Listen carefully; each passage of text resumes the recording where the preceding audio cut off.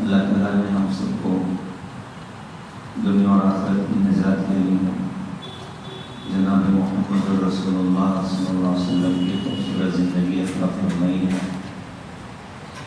ہمارا اپنا یقین ہے کہ ہماری دنیا بھی بنے گی دین کے راستے سے اور ہماری آخرت بھی بنے گی حضرت محمد صلی اللہ علیہ وسلم کے دین کے راستے سے۔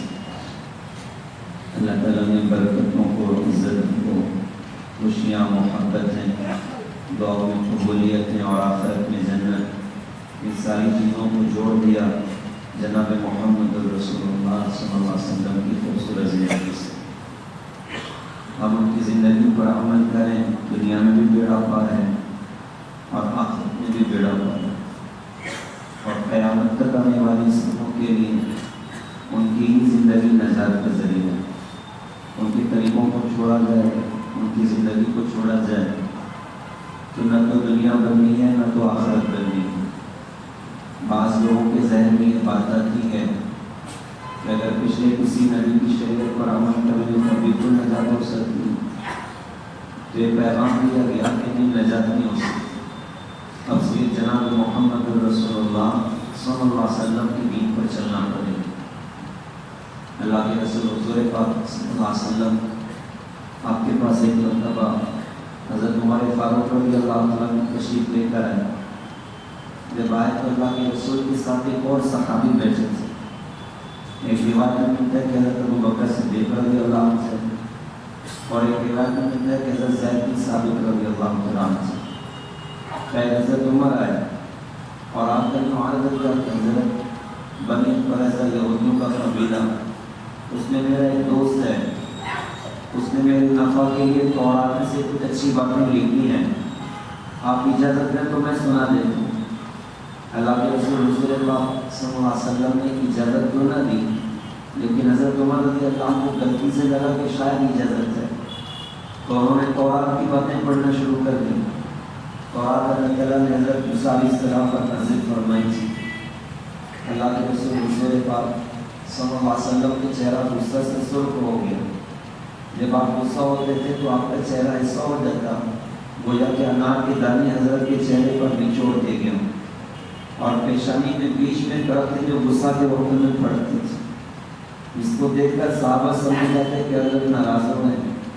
حضرت صدیق اکبر رضی اللہ عنہ نے یوں کہا کہ بھائی عمر، یا تم حضرت کا چہرہ نہیں دیکھتے ہو، اللہ کے رسول ناراض ہو رہے ہیں۔ حضرت عمر رضی اللہ عنہ تو تورات پڑھنے میں لگے ہوئے تھے، لیکن جو ہی حضرت ابوبکر رضی اللہ عنہ کی یہ بات سنی تو اللہ کے رسول کا چہرہ دیکھا تو سمجھ گئے کہ مجھ سے گڑبڑ ہو گئی، مجھ سے چوک ہو گئی۔ انسان کی سعادت مندی کی بات ہوتی ہے کہ اگر اس سے چوک ہو جائے اور متوجہ کیا جائے تو فوراً رجوع کر لے، فوراً قبول کر لے، اور انسان کی معصومی کی بات ہوتی ہے کہ غلطی کرنے کے بعد اس کو چھپانے کے لیے 100 غلطیاں کرتا بیٹھے۔ صحابہ تو صحابہ تھے، حضرت عمر رضی اللہ عنہ کو فوراً لگا کہ مجھ سے گڑبڑ ہو، فوراً اپنے آپ کو جھکا دیا اور کہا رضینا باللہ ربا وبالاسلام دینا وبمحمد صلی اللہ علیہ وسلم نبی و رسولا۔ ہم تو اسلام کو دین مان کر راضی ہو گئے، اللہ کو رب مان کر راضی ہو گئے، آپ کو نبی اور رسول مان کر ہم راضی ہو چکے ہیں۔ اللہ کے رسول کے چہرے سے غصے کا اثر ختم ہوا۔ آپ نے ارشاد فرمایا کہ عمر، اس ذات کی قسم جس کے قبضہ میں میری جان ہے، اگر اس وقت موسیٰ علیہ السلام تم میں ہوتے اور تم مجھے چھوڑ کر موسیٰ علیہ السلام کا اتباع کرتے تو گمراہ ہو جاتے۔ نبیوں میں سے میں تمہارے حصے میں آیا اور قوموں میں سے تم میرے حصے میں آئے ہو، تمہاری کامیابی تو میرے طریقے میں ہے۔ سوچنے کی بات ہے، کوئی آج کے دور میں حضرت محمد صلی اللہ علیہ وسلم کو چھوڑ کر موسیٰ کلیم اللہ کا اتباع کر لیں تو زبان رسالت کا فتویٰ کہ گمراہ ہو جاتے ہیں. تو آج کی یہود اور نصارہ کی طریقے ہمیں کہاں سے نجات دیں گے؟ آج کے اوروں کے گندے لائف اسٹائل ہمیں کہاں سے نجات دیں گے؟ ہماری نجات کا راستہ جناب محمد الرسول اللہ صلی اللہ علیہ وسلم کی خوبصورت زندگی. اچھا، آپ کی زندگی ایسی پیاری زندگی. اللہ کے رسول نے اپنی امت کو صرف مسجد میں کھڑے ہو کر نماز پڑھنا نہیں سکھایا، صرف مسجد کی چار دیواری کے احکامات نہیں سکھایا، بلکہ اللہ نے اپنے نبی کی برکت سے وہ کامل اور مکمل دین عطا فرمایا. اس نے بازار میں کھڑے ہونا بھی سکھایا، اس نے کاروبار کرنا بھی سکھایا، تجارت کرنا بھی سکھایا، ملازمت کرنا بھی سکھایا، یہاں تک کہ غمی کا دین بھی سکھایا اور خوشیوں کا دین بھی سکھایا کہ تمہیں اس موقع پر کیا کرنا. نہ تو ہم اپنی غمی کے موقع پر آزاد ہیں، نہ اپنی خوشی کے موقع پر آزاد ہیں. ہمیں پابند رکھا گیا اور ایک کامل اور مکمل دین دیا کہ دیکھو اس کے مطابق تم اپنی زندگی کو گزارنا. اور وہ دین اتنا خوبصورت دین ہے. حضرت محمد صلی اللہ علیہ وسلم کی تعلیمات، کوئی بندہ نماز کی حالت میں سجدے میں دنیا سے چلا جائے تو ساری دنیا یہ بات کہے گی کہ بھائی بڑا ولی اللہ آدمی تھا، سجدے کی حالت میں اللہ کی بارگاہ میں پہنچ گیا. اس کے برخلاف کوئی بندہ بازار میں دکان پر بیٹھا تھا اور کسٹمرز کو دیکھ رہا تھا اور یہ کہ اس نے پیسے پہنچنا شروع کیا اور ملک الموت آ گئی اور وہ اسی حالت میں مر گیا. دنیا شاید زبان سے نہ کہے لیکن دل میں یہ بات پیدا ہوگی، یار یہ تو پیسہ مجھتے مجھتے دنیا سے چلا گیا. ہمیں اللہ کی توفیق سے عرض کیا کرتے ہیں کہ ہمارے نبی کا دین ایسا ناقص نہیں ہے کہ کوئی بندہ سجدے میں چلا گیا تو جنتی ہے اور بازار میں پیسے مجھتے مجھتے چلا گیا تو جہنمی ہے. اللہ کی قسم نبی کا دین اتنا خوبصورت ہے. اگر کوئی بندہ نبی کے دین کو 100% کے اعتبار سے اپنی زندگی میں جگہ دے لے، وہ مسجد میں بھی اللہ کے رسول کا پابند، وہ بازار میں بھی اللہ کے رسول کا پابند. اب ہو سکتا ہے کہ ملک الموت اس کو بازار میں دکان پر لینے کی واسطے آ گیا، یہ پیسے مجھتے مجھتے چلا گیا. ناکام دنیا یوں خیال کر سکتی ہے یار یہ پیسہ مجھتے مجھتے چلا گیا، لیکن اللہ کی قسم اگر اس نے اپنی تجارت میں نبی کی شریعت کو زندہ کیا تھا، امانت داری کے ساتھ، دیانت داری کے ساتھ تجارت کی، اس نے جھوٹ اور سود اور دھوکے کے ساتھ اپنا کاروبار نہیں کیا، یہ پیسہ مجھتے مجھتے گیا. آپ نبی کی حدیث میں پڑھیے گا، اللہ کے رسول نے فرمایا ایک سچا امانت دار تاجر اس کا حشر کس کے ساتھ ہوگا؟ فرمایا ارے وہ تو نبیوں کے ساتھ قیامت کے میدان میں کھڑا ہوگا، صدیقین کے ساتھ قیامت کے میدان میں کھڑا ہوگا، شہداء کے ساتھ میں قیامت کے میدان میں کھڑا ہوگا. یہ پیسے مجھ کے کہاں جا کر کھڑا ہو رہا ہے؟ نبیوں کے ساتھ میں کھڑا ہو رہا ہے، صدیقین کے ساتھ کھڑا ہو رہا ہے، شہداء کے ساتھ میں کھڑا ہو رہا ہے. یہ کمال ہمارے آقا حضرت محمد صلی اللہ علیہ وسلم کی زندگی کا کہ بندہ ان کی زندگی کو اپنی زندگی میں جگہ دے. ہم اپنی خوشیوں میں بھی آزاد نہیں ہیں، ہمیں خوشی کے موقع کا بھی دین بتایا. قرآن اللہ فرماتے ہیں الذی خلق الموت والحیات لیبلوکم ایکم احسن عملا. اللہ نے تمہیں موت اور حیات کے نظام میں باندھا اور چلایا اور اللہ دیکھنا چاہتا ہے تمہیں کون اچھا عمل کرتا ہے. اللہ صرف مسجد کی چار دیواری میں نہیں دیکھتا، اللہ بازار میں بھی دیکھتا ہے، اللہ خوشیوں کے موقع پر بھی دیکھتا ہے. میرے عزیز ساتھی محمد ارشد، ان کا نکاح اس موقع پر ہونا ہے، یہ خوشی کا موقع ہے. لوگ کہتے ہیں صاحب ایک ہی بار زندگی میں نکاح کا موقع آتا ہے، ہمیں ارمان پورے کرنے دو. ہم بھی عرض کیا کرتے ہیں کہ صحیح بول رہے ہو، ایک ہی بار زندگی میں نکاح کا موقع آتا ہے، ارمان نہ پورے کرو، رب کے فرمان پورے کر دو. اس کی برکت جنت اللہ پاک تمہیں دکھائے گا. تم یہ نہ خیال کرنا کہ آج خوشی کا موقع تو چھٹی دے دی گئی، آج اللہ آپ کو نہیں دیکھ رہا ہے، آج بھی اللہ تعالیٰ ان کو دیکھے گا. آج یہ اپنی خوشی میں میرے نبی کی شریعت پر عمل کرتا ہے کہ نہیں کرتا، میرے نبی کے دین پر عمل کرتا ہے کہ نہیں کرتا.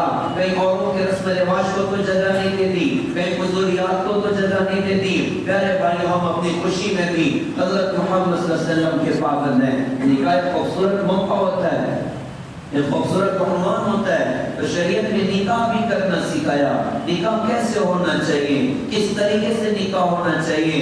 اسلام میں حضرت محمد صلی اللہ علیہ وسلم نے اپنی امت کو کہیں لاواریس نہیں چھوڑا، ایسے موقع کا بھی دین سکھایا، ایسے موقع کا بھی دین سمجھایا. نکاح کیا ہے؟ علماء نے فرمایا نکاح یہ سارے نبیوں کی سنت ہے. دو نبیوں کا دنیا میں نکاح نہیں ہوا، ایک حضرت عیسیٰ علیہ السلام کا، دوسرے حضرت یحییٰ علیہ السلام کا، لیکن عنقریب حضرت عیسیٰ علیہ السلام اتریں گے اور دمشق کے مسجد کے مینارے پر اور نیچے آئیں گے، اور پھر سارا ایک لمبا چوڑا وہ سارے واقعات رونما ہونے کو ہیں، اور پھر مدینہ پوری دنیا کا دین کا مرکز ہوگا، حضرت عیسیٰ علیہ السلام کا نکاح بھی ہوگا، ان کی اپنی اولاد بھی ہوگی اور انتقال بھی ہوگا، اور اس کے بعد ان کی قبر روضہ اطہر میں حضرت عیسیٰ علیہ السلام کی جگہ خالی ہے۔ تو نکاح سارے نبیوں کی سنت ہے۔ اچھا جہاں بہت بڑی سنت وہی بہت بڑی عبادت بھی ہے۔ اتنی بڑی عبادت دولہ مسجد میں امام، اللہ کا بہت بڑا شکر ہے کہ ہمارے یہاں فضا بنی ہے، یہ نکاح ماشاءاللہ مسجد میں منعقد کیا جاتا ہے۔ تو دولہ مسجد میں امام صاحب کے سامنے بیٹھ کے بولتا ہے کہ جی ہاں میں نے اپنے نکاح میں قبول کیا۔ تو یہ نکاح بہت بڑی عبادت ہے، اتنی بڑی عبادت کہ نکاح کے بعد سے موت تک میاں بیوی عبادت میں شمار ہوتے ہیں۔ اتنی بڑی عبادت اور کوئی ہے؟ آدمی نماز پڑھے گا 10 منٹ پڑھے گا، کوئی بڑا آدمی ہے اللہ والا بھائی آدھے گھنٹے کی 2 تک پڑھ لے گا، 1 گھنٹے کی پڑھے گا، ہو سکتا ہے 2-4 گھنٹہ رات کا اور سجدے میں گزارتے ہوئے اتنا ہو سکتا ہے۔ روزہ رکھا تو 14 گھنٹے کا روزہ، اس کے بعد افطار ہے۔ تو ہر عبادت کی ایک حد ہے، ایک مختصر وقت کے لیے آدمی کرتا ہے، لیکن نکاح وہ عبادت ہے کہ موت تک بندہ اس عبادت میں شمار ہوتا ہے۔ اور یہ وہ عبادت، علماء فرماتے ہیں ساری عبادتیں موت آئے تو ان کا موقع ختم، لیکن 2 عبادت ایسی ہے اس کو اللہ پاک نے جنت میں بھی جاری فرمایا۔ ایک تو جیسا دنیا میں ہمارا سانس چلتا ہے ایسے ہی جنت میں بندوں کی زبان پر اللہ کا ذکر ہوگا، سبحان اللہ، الحمدللہ، اللہ اکبر، لا الہ الا اللہ۔ ہم بھی جنت میں اللہ کا ذکر کریں گے انشاءاللہ، ماشاءاللہ۔ اور دوسری عبادت اس کو اللہ نے جنت میں جاری فرمایا، وہ عبادت یہ ہے اللہ اپنے بندوں کا نکاح جنت کی حوروں کے ساتھ کرے گا، اور ماشاءاللہ روز کرے گا۔ دنیا میں ایک ہی بار نکاح کا موقع عام طور سے آتا ہے زندگی میں، جنت میں روز کے اعتبار سے نکاح ہوگا، تو ہمارا بھی حوروں سے نکاح ہوگا انشاءاللہ۔ اب ڈر کے انشاءاللہ بول رہے ہیں، گھبراؤ نہیں، بہت دور آبادی ہے، کوئی نہیں سنتے، لوگ سمجھتے بیوی سن لو تو مسئلہ ہو جائے نا۔ تو ہمارے ساتھی نے سنایا مجھے لطیفہ نہیں آ کر، بولے میں نے اپنی اہلیہ سے کہا کہ میں ایک اور نکاح کرنا چاہتا ہوں، تو ایک بات بتا کہ بیوہ سے کروں کہ کنواری سے کروں؟ تو خاتون ہوتی ہے، خاتون کا جواب بڑا شاندار تھا کہ نہیں جی نہیں، آپ تو کنواری سے کریے، انشاءاللہ کچھ دن میں وہ بھی بیوہ ہو جائے۔ بات سمجھ گئے؟ یعنی میں تو ڈوبوں گے اس کو لے کے ڈوب جاؤں گے، ہم تو ڈوبے سنو تمہیں بھی لے کے ڈوبیں گے۔ تو نکاح کتنی بڑی عبادت ہے، اس کو اللہ نے جنت میں بھی جاری فرمایا۔ اچھا جہاں بہت بڑی عبادت ہے وہی بہت بڑی ذمہ داری کا نام ہے۔ عبادت ہم کرتے ہیں تو نیت کر رہے ہوتے ہیں۔ میرے عزیز دوست ماشاءاللہ ان کا آج نکاح ہے، اللہ مبارک فرمائے، ان کو ڈھیر ساری اچھی اچھی نیتیں کرنا چاہیے۔ میں کیوں نکاح کر رہا ہوں؟ ایمان والے کی زندگی کے ہر عمل میں قرآن نے یوں فرمایا قل ان صلاتی ونسکی ومحیای ومماتی للہ رب العالمین۔ آپ کے پیچھے میری نماز، میری قربانی، میرا جینا، میرا مرنا سب کس کے لیے بھائی؟ اللہ کے، اللہ کے لیے نکاح کر رہے ہیں، نبیوں کی سنت ادا کرنے کے لیے نکاح کر رہے ہیں۔ نکاح رزق کی برکت کا ذریعہ، اللہ برکت عطا فرمائے۔ نکاح سکون کا ذریعہ، اللہ سکون عطا فرمائے۔ حضور نے فرمایا ایسی عورتوں سے نکاح کرو جن سے اولاد کثرت سے ہو، میں اپنی امت کی کثرت پر قیامت کے میدان میں فخر کروں گا۔ حضرت عمر رضی اللہ عنہ نے کئی سارے نکاح کیے، ارشاد فرماتے تھے میری چاہت ہے اللہ مجھے اولاد کثرت سے عطا فرمائے۔ تو نکاح میں ڈھیر ساری اچھی اچھی نیتیں کر لی جائیں، بہت بڑی عبادت بھی ہے اور بہت بڑی ذمہ داری بھی ہے۔ جی ہاں میں نے نکاح میں قبول کیا، اس ایک جملے کے ساتھ جہاں پر لڑکی کے کھانے اور کپڑے اور دوا کی ذمہ داری شوہر کے کاندھے پر، وہی یہ بات بھی سمجھ لکھی ہے کہ اب لڑکی کی دینداری کی ذمہ داری بھی شوہر کے کاندھے پر ہے کہ اپنی بیوی کی دینداری کی فکر کریں۔ قرآن پاک نے ارشاد فرمایا یا ایھا الذین آمنوا قوا انفسکم واہلیکم نارا وقودھا الناس والحجارہ، کہ ایمان والو تم اپنے آپ کو، اپنے اہل و عیال کو جہنم کے اس آگ سے بچاؤ جس کا ایندھن انسان اور پتھر ہوں گے۔ اور جہنم کی آگ سے بچانے کا مطلب ہے ان کو دین سکھاؤ، ان کو دین سکھاؤ۔ صحابہ اللہ کے رسول سے دین سیکھتے تھے، اپنی خواتین کو جا کر اللہ کے دین پہنچاتے تھے. ہم عزم ارادہ کریں کہ اپنے گھر کی فضا انشاءاللہ دینی بنائیں گے, اپنی خواتین کو انشاءاللہ دین سے جوڑیں گے. اب یہ بھی ایک بڑا مسئلہ ہے کہ گھر میں تبلیغ کرنا تو کیسے کرنا, سمجھنے میں گڑبڑ ہوتی ہے. تو آدمی کون سی تبلیغ شروع کرتا ہے, اور ڈنڈے والی تبلیغ شروع ہوتی ہے. ایک صاحب کا شوق ہو گیا گھر میں سنتوں کے زندہ کرنے کا, سمجھنے میں گڑبڑ کر دی, گھر جا کے بیوی کی دھلائی کی, شور ہوا, لوگ جمع ہو گئے, آگے صاحب اب بیوی کو کیوں مانتے ہو؟ انہوں نے بڑی معصومیت سے کہا یار یہ بدبخت داڑھی نہیں رکھتی ہے. لوگوں نے کہا یار داڑھی, عورت کو داڑھی آتی نہیں, آپ کیوں اس پر ظلم کرتے ہو؟ اس نے بڑی معصومیت سے کہا یار داڑھی نہیں آتی کوئی بات نہیں, لیکن کم از کم ارادہ تو کریں. یہ ناظر کی انشاءاللہ بھی نہیں بولتی کہ داڑھی رکھ لوں گی, اس لیے کر کے اس کی دھلائی کرتا ہوں. ویسے ڈنڈے والی تبلیغ ہمیں گھر میں نہیں کرنی. کہتے تم نے الفاظی تاثیر کو پرکھا ہی نہیں, نرم لہجے سے تو پتھر بھی پگھل جاتے ہیں. اللہ کی رسول کی اس دعائی زندگی دیکھی جائے کہ آپ نے کیسی خوبصورت زندگی گزاری. سب سے بہترین انسان کون؟ اگر ہم سے کوئی سوال کرے ہم یوں کہیں گے فلاں ہے, وہ ساری رات نماز پڑھتا ہے اور سارا سال ماشاءاللہ روزہ بھی رکھ رہا ہوتا ہے اور اتنے پارے قرآن بھی پڑھ رہا ہوتا ہے. اللہ کے رسول نے فرمایا تم میں سب سے بہتر وہ لوگ ہیں جو اپنی بیویوں کے ساتھ اچھا سلوک کریں. ہمارے نبی کی خوبصورت زندگی کہ کیسے گھر میں دین کو زندہ کیا, کیسے گھر کی خواتین کو اللہ کا دین پہنچایا. آج کسی پر ذرا سا ٹینشن ہو جائے, ساری مصیبت تو بیوی کے سر پر اترتی ہیں. امینا عائشہ اللہ کے رسول کو دیکھنے والے صحابہ کہتے ہیں متواصل الاحزان, اللہ کے رسول ہمیشہ غمگین کام کرتے تھے. اب بیوی سے پوچھا گیا اللہ کے رسول گھر میں کیسے ہوتے تھے؟ پوچھنے والے کا خیال تھا مجھے رہتے ہوں گے, ٹینشن میں رہتے ہوں گے, ہر وقت امت کے بارے میں روتے رہتے ہوں گے. امینا عائشہ نے فرمایا اللہ کے رسول گھر میں آتے تھے مسکرا کر داخل ہوتے تھے. اللہ کے رسول ہنستے بھی تھے, کھیلتے بھی تھے, مذاق بھی کرتے تھے, اور آٹا گوندنے میں ساتھ دیتے تھے, روٹی پکانے میں ساتھ دیتے تھے, گھر میں جھاڑو لگا دیتے تھے, اپنا جوتا خود درست کر لیتے تھے. آج بتاؤ کوئی بندہ اپنے گھر میں چلو بھائی بہن کا, امی کا, بیوی کا ہاتھ بٹا رہا ہے, کوتمیر کاٹ کے دے رہا ہے, ٹماٹر کاٹ کے دے رہا ہے, اور جھاڑو اٹھا کے گھر میں جھاڑو لگا رہا ہے, تو آج یہ بیوقوف دنیا اس کو کیا بولتی؟ ارے آپ بولو کہ نہیں بولو. آج کی بیوقوف دنیا بولتی کیا بن ہوا ہے؟ جوروں کا غلام بن گیا ہے. ہم یوں کہتے ہیں جوروں کا غلام نہیں ہے, کہ حضرت محمد صلی اللہ علیہ وسلم کا غلام ہے جو گھر میں نبی کے اخلاق کو زندہ کر رہا ہے. ایک لڑکی اپنی زندگی میں وہ قربانی دیتی ہے جو مرد پوری زندگی نہیں دے سکتا.